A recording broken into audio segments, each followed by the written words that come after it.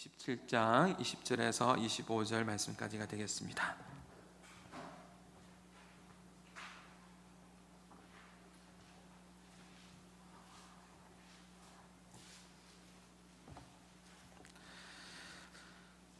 사도행전입니다.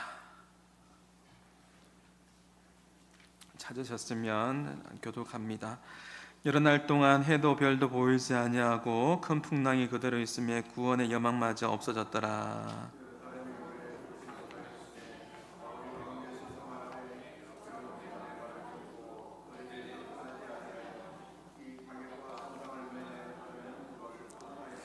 내가 너희의 일을 권하노니 이제는 안심하라. 너희 중 아무도 생명에는 아무런 손상이 없겠고 오직 배뿐이니라.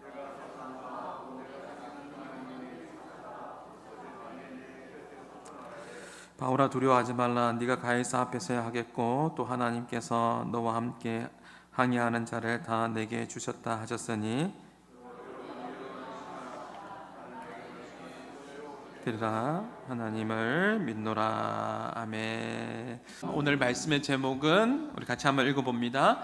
내 인생의 큰 풍랑을 만날 때라는 제목으로 말씀을 전합니다. 사람들은 인생을 바다에 비유하곤 합니다. 세상이라는 바다에 우리의 인생이라는 배가 떠 항해하는데 항상 순풍만 불지는 않습니다. 때로는 인생의 배에는 순풍도 불지만 거친 바람이 불기도 하고 파도가 몰려오기도 하고 인생의 태풍이 올 때도 있습니다. 때로는 우리의 인생의 강풍을 맞아서 어떻게 할 줄 모르는 그런 상황에 직면하기도 합니다. 내 인생의 강풍이 때로는 내가 전혀 원치 않는 상황 속에서 내 인생의 풍랑이 큰 어려움이 찾아올 때가 있습니다. 유다 여호사밧 왕처럼 우리도 오직 하나님만을 바라보겠습니다 라는 이런 고백들을 할 때가 있죠. 잘하는 말씀인데 한번 보시겠습니까? 역대하 20장 12절 말씀 시작. 우리를 치러 오는 이 큰 무리를 우리가 대적할 능력도 없고 어떻게 할 줄도 알지 못하였고 오직 주만 바라보나이다. 전혀 원하지 않는 싸움이 암몬과 모압군이 쳐들어왔을 때 이 싸움을 싸울 수 있는 능력도 없고 대적할 힘도 없는데 어떻게 하면 좋을까? 이런 상황들이 우리의 삶의 인생의 여정 속에서도 분명히 있는 것이죠. 지난 주간에도 우리 장로님도 기도해 주셨고 많은 분들이 기도해 주셨는데 가슴 아픈 장례식을 우리가 묵상했습니다. 8개월 된 아이의 엄마에게 전부일 수 있는데 왜 하나님께서는 그 아이를 데려가셔야만 했을까요? 묵상을 하면서 하나님 말씀해 주세요. 그 엄마가 너무나도 젊은데 낙심하지 않고 힘을 낼 수 있는 하나님의 위로와 은혜를 달라라고 생각날 때마다 기도했고 생각날 때마다 제가 정리한 부분들은 있습니다. 이처럼 우리의 삶에는 전혀 이해하지 못할 일들이 참 많이 일어납니다. 제가 수많은 장례를 집례하면서도 잊지 못할 장례가 몇 가지가 있는데 언젠가 한번 말씀드린 것 같기도 합니다. 그 중에서 기억에 남는 것 중에 하나가 뭐냐면 믿지 않는 아빠가 예수 믿는 자녀의 딸의 먼저 죽음 앞에서 그렇게 오열하고 통곡하는 모습은 잊혀지지가 않습니다. 모든 장례가 다 마친 이후에 나중에 그 믿지 않는 아빠가 예수를 잘 믿는 주일학교 그 아이의 그 장례를 마치고 난 이후에 그 아빠가 예수님께 돌아오는 일도 있었지만 분명한 것은 그 강풍은 참으로 그 가정의 힘든 인생의 강풍이었던 것은 사실입니다. 오늘 본문에도 보면 큰 풍랑이 일어납니다. 얼마나 심각했냐면 20절 말씀에 보면 같이 한번 읽어봅니다. 여러 날 동안에도 별도 보이지 아니하고 그 큰 풍랑이 그대로 있음에 구원의 여망마저 없어졌더라. 엄청난 강풍 풍랑 앞에서 소망을 잃어버렸습니다. 영어 성경에 나와 있는 것처럼 모든 소망도 희망도 잃어버리고 모든 것을 포기해야 되는 그런 상황에 직면하게 된 거죠. 여러분, 우리의 인생을 살아가면서 여러 가지 인생의 강풍을 만날 때 우리가 어떻게 이 강풍 속에서 우리의 인생을 승리하는 인생으로 그렇게 살아갈 수 있을까요? 강풍 속에 숨겨놓은 하나님의 그 놀라운 비밀을 우리가 발견하면 이겨낼 수가 있습니다. 그렇다면 인생의 강풍 속에 숨겨놓은 하나님의 비밀이 무엇일까요? 먼저는요, 인생의 강풍이 우리에게 주는 역할이 있습니다. 바람이 불고 풍랑이 불어올 때 이 역할이 있다라는 거죠. 우리의 삶에 있어서 우선순위를 정하게 해줍니다. 우리가 인생의 강풍 앞에 서게 되면 내가 지금까지 붙들고 있었던 것, 세상의 자랑과 세상의 것 내려놓을 수가 없었습니다. 하나님 앞에서 분명히 이 길이 잘못된 길이고, 하나님 앞에서 바라볼 때에 내가 붙들고 있는 세상의 자랑, 분명히 하나님께서 안 기뻐하시는 건데 내려놓을 수가 없습니다. 그런데 인생의 강풍이 불어오니까 내려놓을 수 있는 거죠. 하나님, 제가 잘못했습니다 하면서 내려놓을 수 있는 용기를 얻게 됩니다. 이제는 내려놓을 수 있게 되는 거죠. 또 내가 지금까지 외면했던 그 하나님의 말씀은 그토록 인생의 풍랑과 강풍 앞에서 이제는 크게 들려오게 될 것입니다. 강풍은요, 우리 인생에 놓을 수 없는 것을 놓게 하고 붙잡아야 될 것을 붙잡을 수 있는 우선순위를 정해주더라는 것입니다. 요나가 불순종하여서 배를 타고 갔습니다. 잘 알고 있지 않습니까? 불순종하면서 배를 타고 갈 때 큰 풍랑을, 강풍을 만나게 됩니다. 그 풍랑 앞에서 어떻게 합니까? 배가 침몰하게 되었습니다. 배가 침몰하게 되었을 때 그 배가 침몰 당하지 않기 위해서 어떻게 합니까? 무거운 것을 다 벗어버립니다. 무거운 것을 버립니다. 마지막 생명까지 제비 뽑아서 요나가 던져지게 되지 않습니까? 무거운 것을 버립니다. 우리는 인생을 너무나 무겁게 살아갑니다. 하나님 기뻐하지 않는 것을 붙들고 그렇게 살아갑니다. 내 인생의 강풍을 맞았을 때 그 무거운 것을 하나님께서 하도 버리지 못하니까 버리게 하실 때가 있습니다. 가볍게 사십시오. 이처럼 내 인생의 강풍이 불어오면 하나님의 뜻과 말씀이 고난이라는 현장에서 갑자기 크게 들려옵니다. 평상시엔 들리지 않았던 하나님의 말씀이 고난의 그 시간에 들려옵니다. 가까이 들려옵니다. 그리고 그 소리가 굉장히 내 마음 가운데 계속 울리게 되고 큰 소리로 다가오게 되죠. 그래서 C.S. 루이스는 고난은 이렇게 표현했습니다. 같이 한번 읽어봅니다. 고난은 우리를 향한 하나님의 확성기다. 고난이 왔을 때 하나님의 뜻과 하나님의 계획하심에 대해서 잘 들리는 그런 은혜도 있습니다. 고난의 강풍을 통해서 이전에 들리지 않았던 하나님의 말씀이 이제는 들리기 시작합니다. 그전에는 들리지 않았던 하나님의 그 세미한 그 숨결, 그 하나님의 그 음성이 내 인생의 강풍 앞에서, 그 죽음 앞에서, 질병 가운데 신음하는 내 인생 가운데 이전에는 생각하지 않았던, 이제는 하나님의 나라도 생각하게 되고, 이전에 생각하지 못했던 그런 부분들을 하나님께서 생각하게 하시더라는 것이죠. 오늘 이 시간에 여러분에게 도전합니다. 하나님의 말씀이 강풍이 와서 내 인생에 큰 풍랑이 와서 들려지는 것이 아니라 지금 이 시간에 여러분의 귀에 하나님의 말씀이 들려지는, 깨닫게 되어지는 복된 은혜의 시간이 될 수 있기를 주님의 이름으로 축복합니다. 오늘 본문에 보면 참 재미있는 것은 우리 모두가 다 알다시피 모두가 그 인생의 풍랑 앞에서, 강풍 앞에서 죽게 되었다고 두려워할 때 그 순간에 바울만 평안합니다. 바울은 풍랑 속에서 어떻게 평안할 수 있었을까요? 평안을 누릴 뿐만 아니라 다른 사람들에게 평안을 전달합니다. 안심하라, 안심하라. 배만 손상이 있습니다. 생명은 지장이 없습니다. 안심하라고. 자신이 평안을 누리고 다른 사람에게도 평안을 전달해 줍니다. 안심하라고 그렇게 이야기할 수 있는 것은 그 근거가 23절의 말씀에 나옵니다. 같이 한번 읽어봅니다.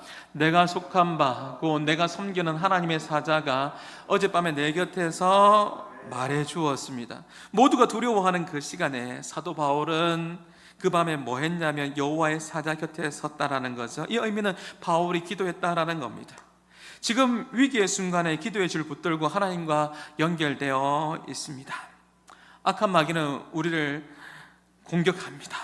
우리 인생의 강풍이 불어올 때 우리에게 못하게 하는 것이 있는데 그것이 무엇입니까? 악한 마귀가 내 인생의 풍랑 앞에서 우리의 마음을 빼앗아 가지 않습니까? 그래서 예배하지 마라, 기도하지 마라, 찬양하지 말라고 그렇게 악한 마귀가 우리의 마음을 두드립니다. 속삭입니다. 여러분, 어떤 순간 속에서도 여러분은 예배할 수 있는 능력을 빼앗겨서는 안 됩니다. 찬양할 수 있는 능력을 빼앗겨서는 안 됩니다.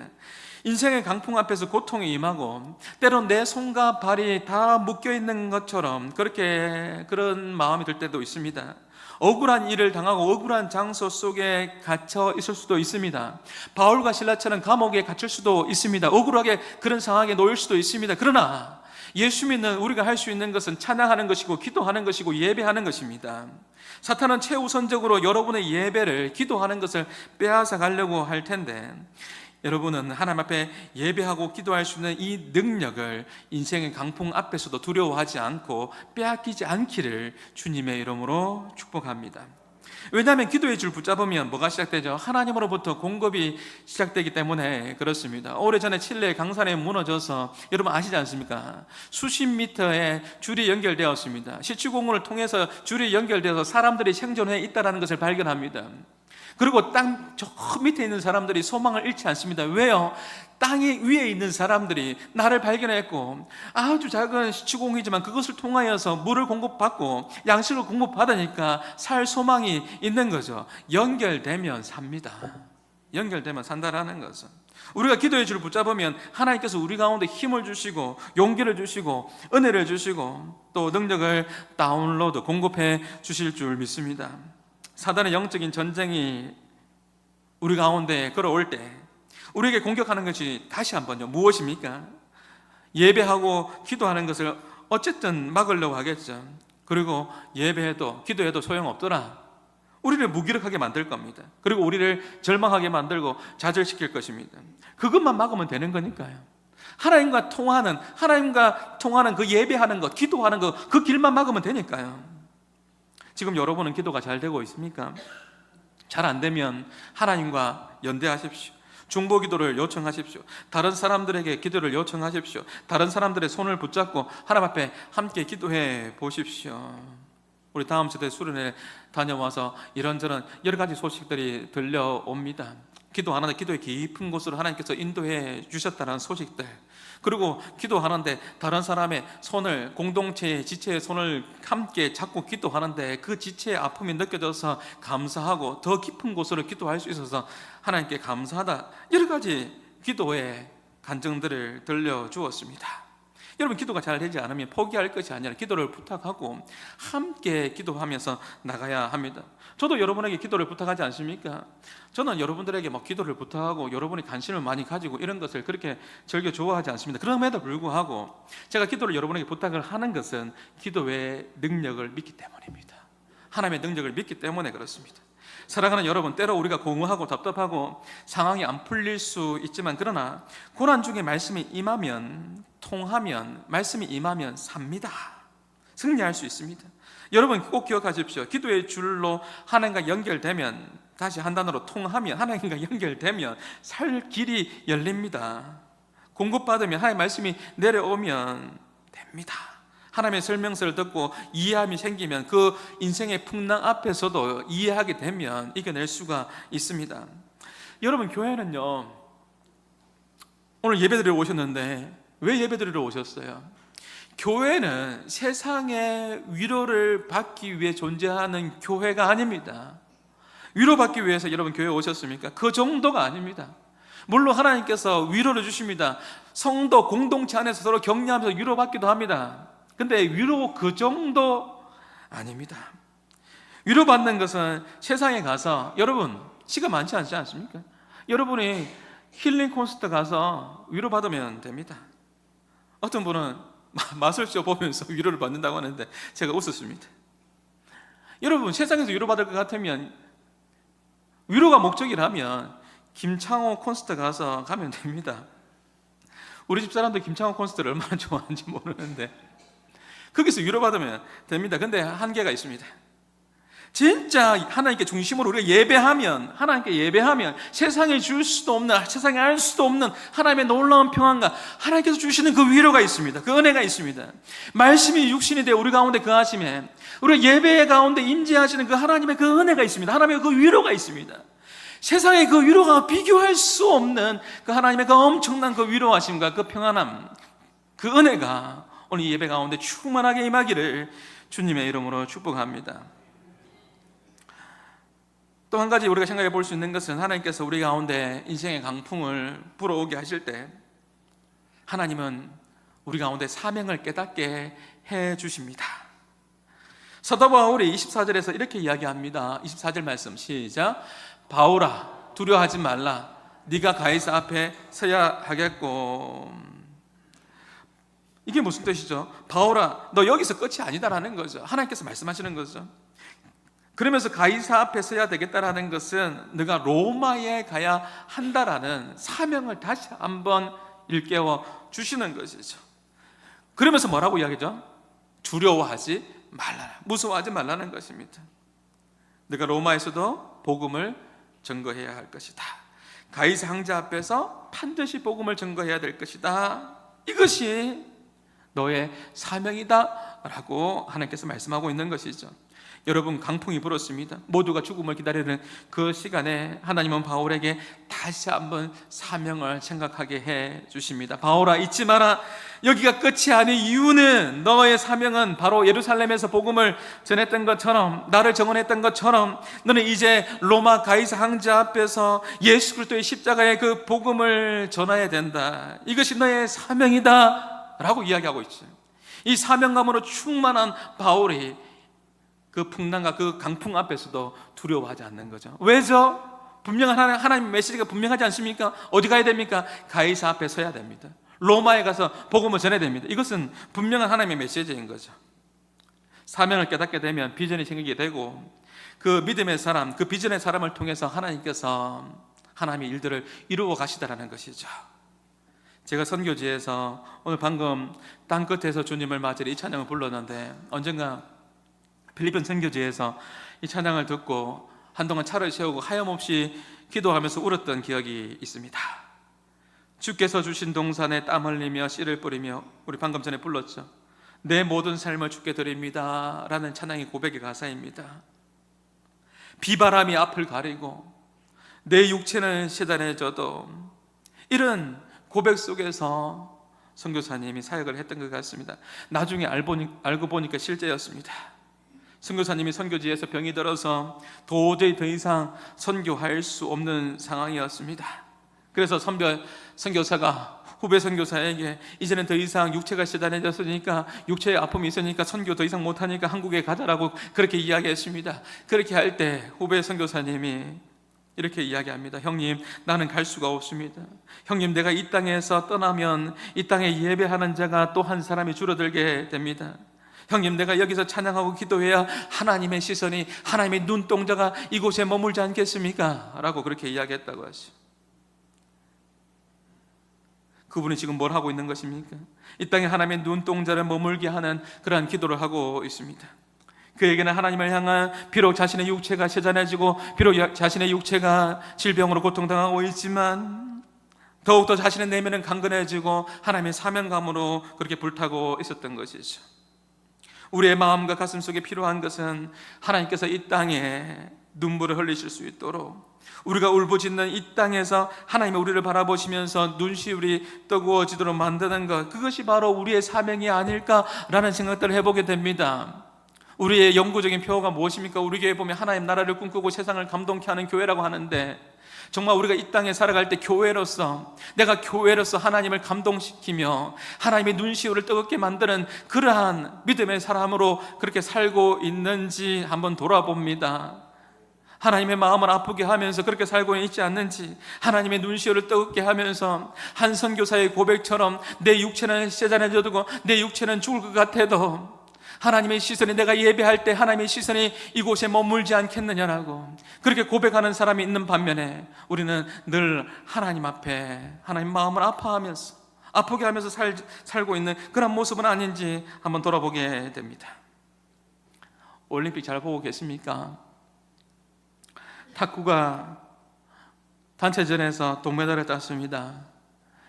이연애 선수의 인터뷰 장면을 제가 잠시 보게 되었습니다. KBS 라이브 방송이었던 것 같은데, 힘든 시간들도 있었지만 그 선수가 이렇게 고백합니다. 하나님 아버지께 감사합니다 라고 그렇게 고백합니다. 경기가 마쳤을 때 그 선수가 그 테이블 밑에서 무릎 꿇고 손 모으고 기도하는 장면을 여러분들이 보았을 겁니다. 이 모습을 보면서 우리가 볼 때도 얼마나 가슴 뭉클함이 있습니까? 하나님 아버지께 감사합니다 라는 그 고백을 듣는데 정말 제 눈시울이 뜨거워졌습니다. 얼마나 기쁜지 모릅니다. 저는 여러분에게 도전하고 싶습니다. 여러분이 예수님의 이름으로 나아가서 사명자의 삶을 살아감으로, 마지막 시대 마지막 주제 역할을 잘 감당함으로 하나님께 근심되는 자가 아니라 하나님의 눈시울을 붉어지게 하는, 하나님을 감동케 하는 그 사역에 쓰임받는 우리 한마음의 모든 식구들이 다 될 수 있기를 주님의 이름으로 축복합니다. 말씀을 맺겠습니다. 우리의 인생의 강풍 앞에서 더욱더 우리는 하나님의 음성에 귀를 기울이게 됩니다. 예루살렘에 큰 핍박이 왔습니다. 예루살렘 교회에 큰 핍박이 왔어요. 큰 강풍이 몰려왔습니다. 큰 핍박을 당해서 사람들이 죽습니다. 원형 경기장에 끌려갑니다. 예수 믿는 것 때문에 핍박당하고 사람들이 죽음을 당합니다. 그러면서 사람들이 흩어졌습니다. 저 멀리 또 흩어집니다. 그리고 350km까지 흩어져서 세운 교회가 어떤 교회입니까? 안디옥 교회가 세워지게 됩니다. 안디옥 교회가 세워지고 드디어 예수님을 잘 믿는 사람들이 세워지니까 사람들이 뭐라고 이야기했습니까? 당신이 예수 믿는 사람들이다. 당신이 크리스찬이다. 당신이 그리스도인이군요. 그리스도인이라는 말이 처음 불리게 됩니다. 그리고 그 안디옥 교회를 통해서 여러분 1차, 2차, 3차 전도 여행이 시작됩니다.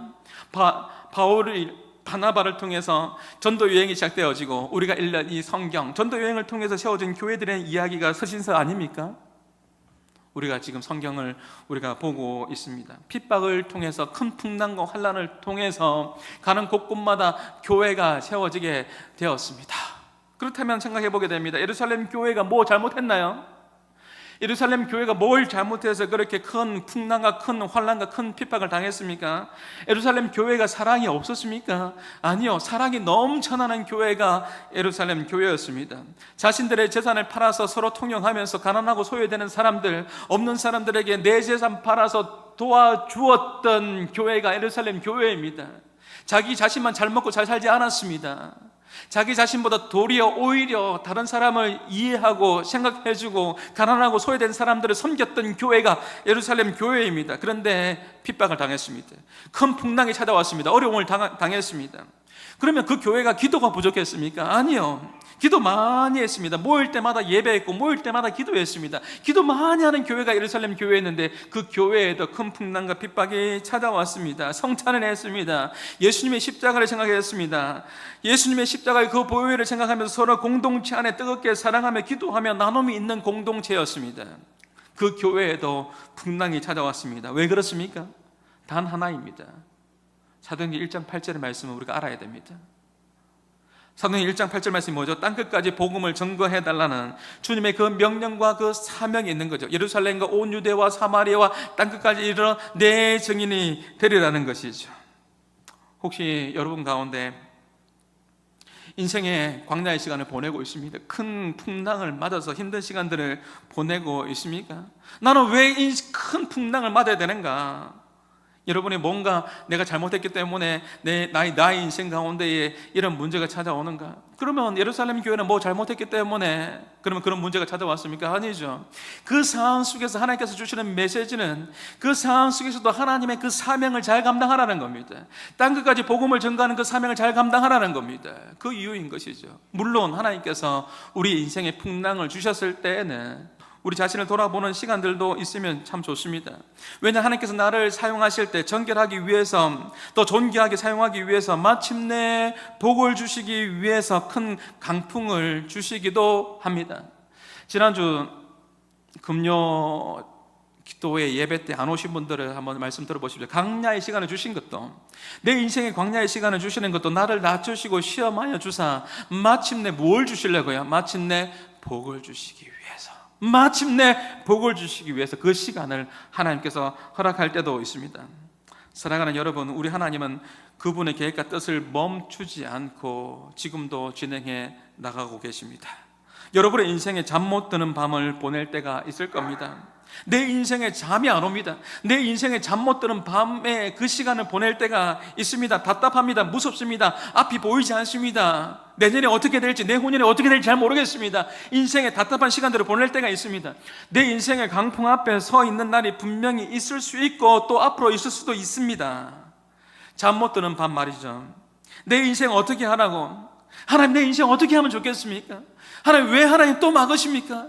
길이 열릴 것 같은데 왜 막으십니까? 또 막으시고 또 막으시는 것 같은 것처럼 보일 때가 있습니다. 올해 우리 교회 표어가 뭡니까? 오직 하나님께서 내시는 길인데 연초부터 오직 하나님 길 좀 내주십시오, 길 좀 내주십시오 라고 그렇게 부르짖는데도 불구하고 계속 막히는 것 같습니다. 그런 분도 있을 겁니다. 도대체 하나님 어디로 가란 말입니까?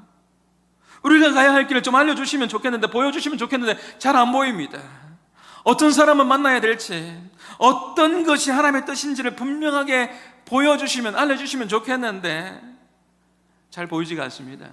답답한 가운데서 잠 못 드는 밤을 보낼 때도 있습니다. 그런데 여러분, 우리의 신앙생활이 무엇입니까? 제가 최근에 듣는 찬양이 있는데, 젊은이들이 잘 아는 찬양일 텐데 웨이메이커라는 찬양이 있습니다. 우리나라로 말하면 길을 만드시는 분, 이 찬양이 있는데 그 찬양의 가사에 보면 이런 내용이 있어요. 비록 내게 보이지 않아도, 비록 내게 보이지 않아도, 비록 내가 느껴지지 않아도 하나님은 하나님의 그 계획을 멈추시지 않는다라는, 하나님 멈추시지 않습니다. 여러분 각자를 향한 하나님의 놀라운 하나님의 계획하심이 있습니다. 지금 보이지 않아도, 느낄 수 없어도 하나님은 그 뜻을 멈추지 않습니다. 하나님께서 여러분을 통해서 하나님의 놀라운 일들을 행하실 것입니다. 그 풍랑 앞에서 바울이 자신 있게 말할 수 있는 것은 하나님의 그 음성을 들었기 때문이죠. 가이사 앞에 서야 하리라. 자신도 평안함을 누릴 뿐만 아니라 다른 사람들에게도 평안을 전달해주는 그 사명자로 쓰임받게 됩니다. 여러분을 향한 사명이 있다는 것 좀 기억하십시오. 여러분의 인생이 시시한 인생이 아닙니다. 여러분을 향한 사명이 있습니다. 큰 풍랑 앞에서, 큰 어려움 앞에서 이것이 도리어 하나님을 감동시킬 수 있는, 내가 하나님 앞에 쓰임받을 수 있는 놀라운 기회가 될 수 있다는 것을 여러분 기억하십시오. 인생의 강풍 앞에서도, 그럼에도 불구하고 내 인생의 풍랑 앞에서도 그럼에도 불구하고 내가 예배하고 기도하고 찬양을 놓치지 않는다면 길을 만드시는 그분께서 길을 내어주실 것입니다. 여러분의 인생의 길을 내어주실 것입니다. 넘지 못할 산이 있거든. 여러분 어떻게 하면 됩니까? 통하면 삽니다. 안 통해서 그렇습니다. 여러분, 하나님의 채널은 늘 열려 있습니다. 여호와의 눈은 온 땅을 두루가면서 라사 전심으로 자기를 향하는 자에게 무엇을 주시나니 능력을 베푸소서. 하나님의 눈동자와 하나님의 시선은 늘 우리를 주목하고 있습니다. 통하면 삽니다. 그러나 내가 맡고 있는 것이죠. 큰 풍랑 앞에서 정리합니다. 뭐라고 이야기했죠? 내가 내려놓을 수 없는 것을 하나님께서는 과감하게 내려놓을 수 있는 힘도 그 풍랑 앞에서 주십니다. 우선순위를 정하게 해주십니다. 그리고 그 풍랑 앞에서 내가 시선 하나님께 둘 때 통하면 살 수 있습니다. 그리고 여러분에게 위로하며 건면하며 이야기합니다. 여러분 무언가 잘못했기 때문에 여러분에게 인생의 강풍이 오는 것은 아닙니다. 예루살렘 교회가 뭘 잘못했습니까? 기도 많이 했습니다. 사랑 많았습니다. 함께 전도했습니다. 성찬을 나누면서 기뻐했습니다. 그럼에도 불구하고 그 사명을 이루기 위해서 큰 환난과 핍박이 있었습니다.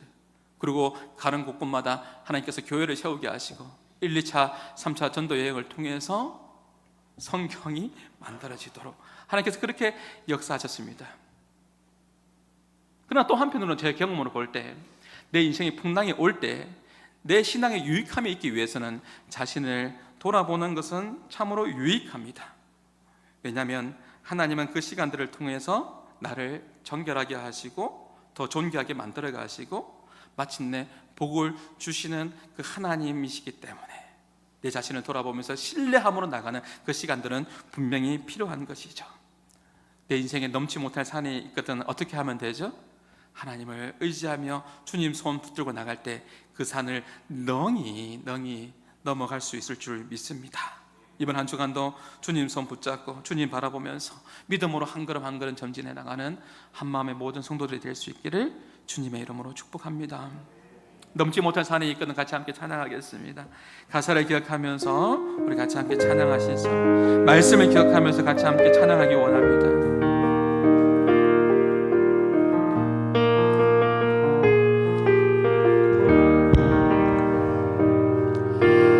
넘지 못할 산이 있거든 주님께 맡기세요. 넘지 못할 파도 있거든. 주님께 맡기세요. 우리 가야 할 길은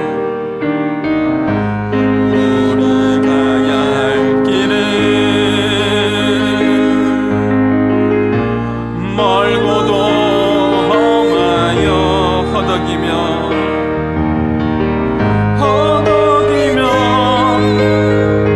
가야 하는 우리 인생인데, 이럴 땐 우린 누굴 의지하나요? 주님밖에 없어요.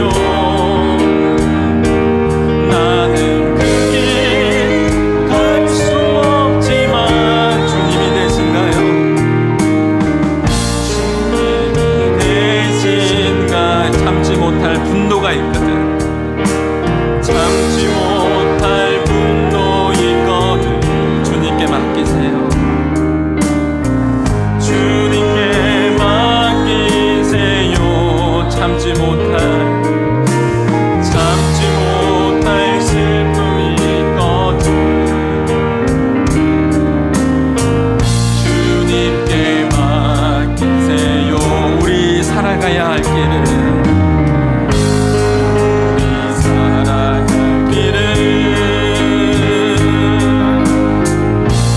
눈물의 골짜기, 내 힘으로는 참지 못해서, 내 힘으로 참지 못했네. 그 느끼네. 이럴 땐 우린 누구를 의지하나요? 이럴 땐 우린 누구를 의지하나요? 주님밖에 없어요. 나는 그 길 갈 수 없지만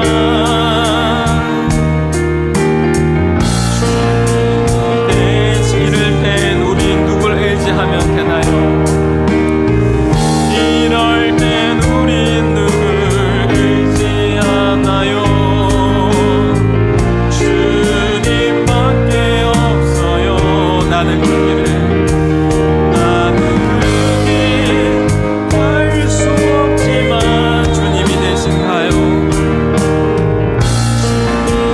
네, 우리 마지막 한 번만 더. 이럴 땐 우리는 누구를 의지합니까? 이럴 땐 우린 누구를 의지하나요? 주님밖에 없어요. 나는 그 길 갈 수 없지만 주님이 되신가요?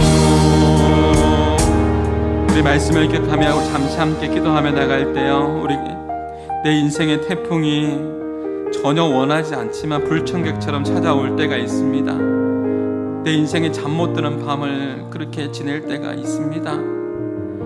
태풍이 몰려올 때 그 태풍이요, 바다를 정화시킨대요. 바다의 풍년은 태풍을 통해서 온다는 말도 있습니다. 하나님은 죄로 오염된 교회와 나라에 때로는 정화시키기 위해서 태풍을, 큰 풍랑을 보낼 때도 있습니다. 그 태풍을 통해서 때로는 건축물과 교량 등의 부실 공사도 알게 되고요. 한국교회가 예수님 잘 믿는 줄 알았어요. 그런데 코로나라는 시간들을, 그 강풍을, 그 풍랑을 맞아보니까 믿음이 얼마나 부실부실한지 그것을 깨닫게 되었어요. 하나님께서는 새롭게 우리를 견고하게 해주시려고 때로는 강풍을 보내주실 때도 있습니다. 사랑하는 여러분, 힘든 시간 보내고 계신 분 계십니까? 절대 낙심하지 마십시오. 힘내십시오. 오늘도 하나님은 여러분에게 말씀하십니다. 인생의 풍랑 앞에서 우선순위를 잘 정하랍니다. 그리고 통하면 삽니다. 기도의 줄 붙들고 길을 만드시는 하나님을 신뢰하라고 말씀하십니다. 여러분 잘못 아닐 수도 있습니다. 그 풍랑 앞에서 하나님께서 뭘 생각하라고요? 사명 생각하라고요. 그 사명 생각하라고. 여러분을 쓰시기를 원하신다는 것을 기억하면서 오늘 주신 말씀 중에 한 가지라도 생각나는 거 있으면 그 말씀 붙들고 우리 큰 소리 아니라도 괜찮습니다. 잠잠하게 또 소리 내어서 하나님께 반응하면서 우리 같이 함께 우리 마지막으로 함께 기도하기를 원합니다. 함께 기도하며 나가시겠습니다.